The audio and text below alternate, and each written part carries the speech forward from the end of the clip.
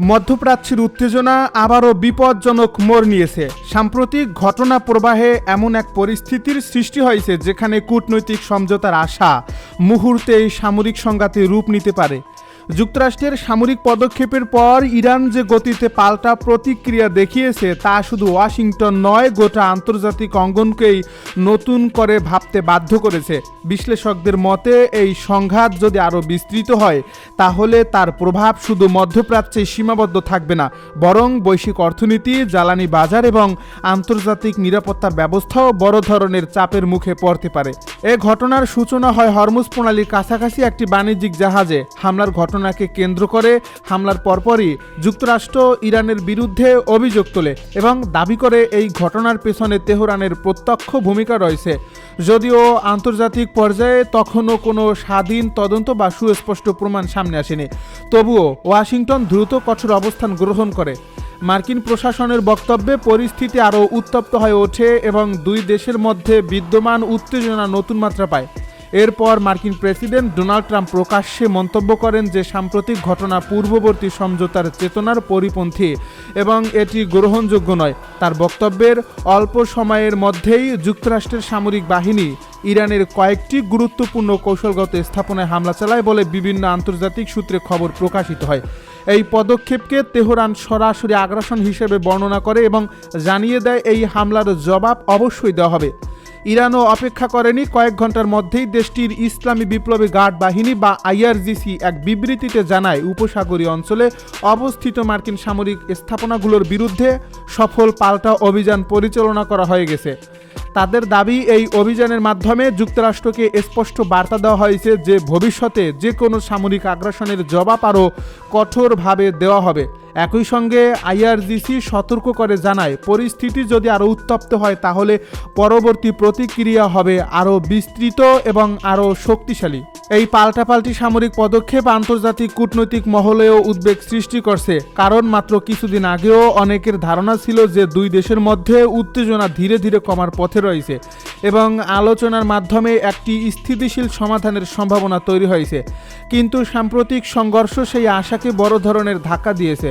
এখন নতুন করে প্রশ্ন উঠছে, কূটনৈতিক পথ কি আবারও বন্ধ হয়ে যাচ্ছে, নাকি শেষ মুহূর্তে সংলাপের মাধ্যমে পরিস্থিতি নিয়ন্ত্রণে আনা সম্ভব হবে? বিশ্লেষকদের মতে বর্তমান সংকটের সবচেয়ে গুরুত্বপূর্ণ দিক হল হরমুজ প্রণালীর কৌশলগত গুরুত্ব।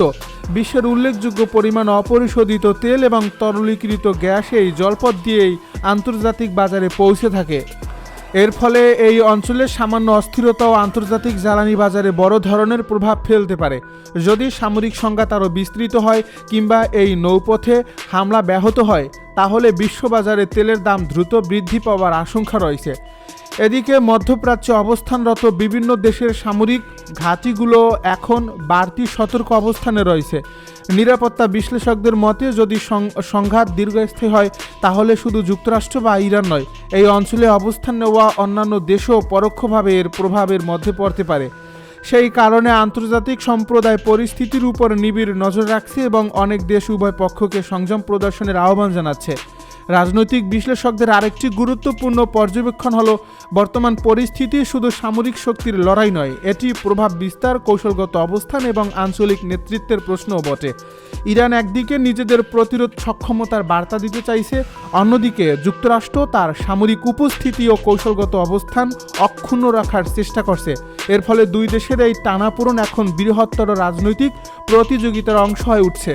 অর্থনীতিবিদরাও সতর্ক বার্তা দিচ্ছেন যে এই উত্তেজনা দীর্ঘায়িত হলে আন্তর্জাতিক বাণিজ্য, জ্বালানি সরবরাহ এবং পরিবহন ব্যয় উল্লেখযোগ্যভাবে বেড়ে যেতে পারে।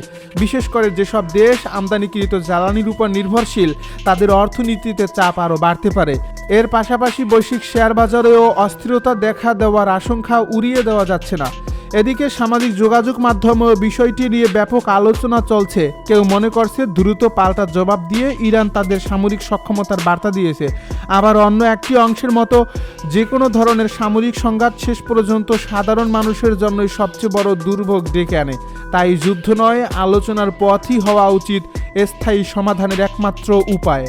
আন্তর্জাতিক কূটনৈতিক মহলের অনেক পর্যবেক্ষক মনে করছেন বর্তমান পরিস্থিতিতে উভয় পক্ষ যদি সংযম না দেখায় তাহলে এই সংঘাত আরও বিস্তৃত আঞ্চলিক সংকটে রূপ নিতে পারে। বিশেষ করে মধ্যপ্রাচ্যের বিভিন্ন সংঘাতপ্রবণ এলাকায় নতুন করে উত্তেজনা ছড়িয়ে পড়ার ঝুঁকি রয়েছে। তাই এখন বিশ্বের দৃষ্টি নিবদ্ধ রয়েছে ওয়াশিংটন ও তেহরানের পরবর্তী পদক্ষেপের দিকে। সব মিলিয়ে সাম্প্রতিক এই ঘটনা প্রবাহ আবারও প্রমাণ করছে মধ্যপ্রাচ্যের পরিস্থিতি কতটা স্পর্শকাতর এবং একটি মাত্র সামরিক পদক্ষেপ কিভাবে বৃহত্তর আঞ্চলিক ও বৈশ্বিক সংকটের জন্ম দিতে পারে। আগামী কয়েকদিন পরিস্থিতি কোন দিকে মোড় নেয় সেটি এখন সবচেয়ে বড় প্রশ্ন।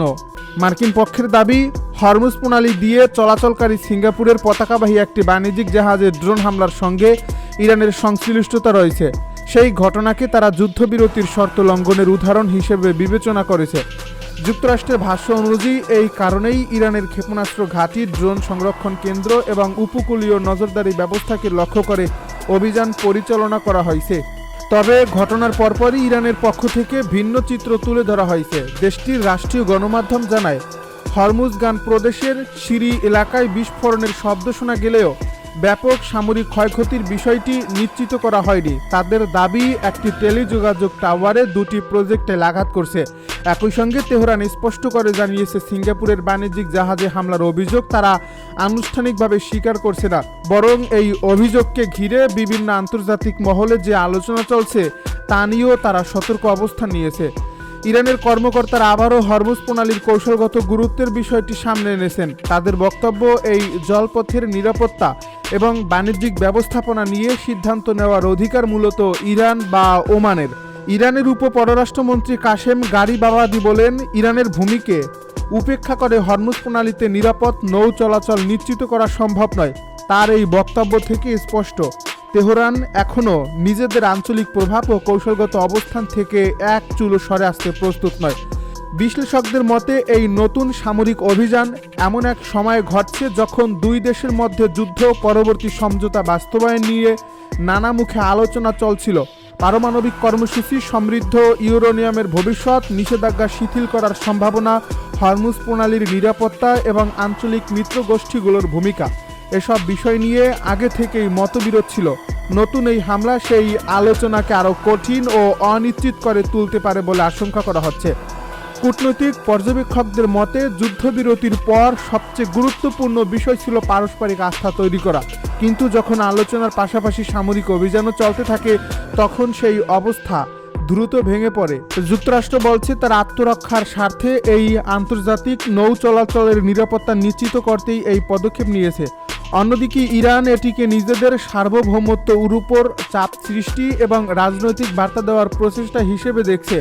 বিশ্ববাজারও ইতিমধ্যে এই ঘটনার প্রভাব অনুভব করতে শুরু করছে। হরমুজ প্রণালী বিশ্বের অন্যতম গুরুত্বপূর্ণ জ্বালানি পরিবহন পথ।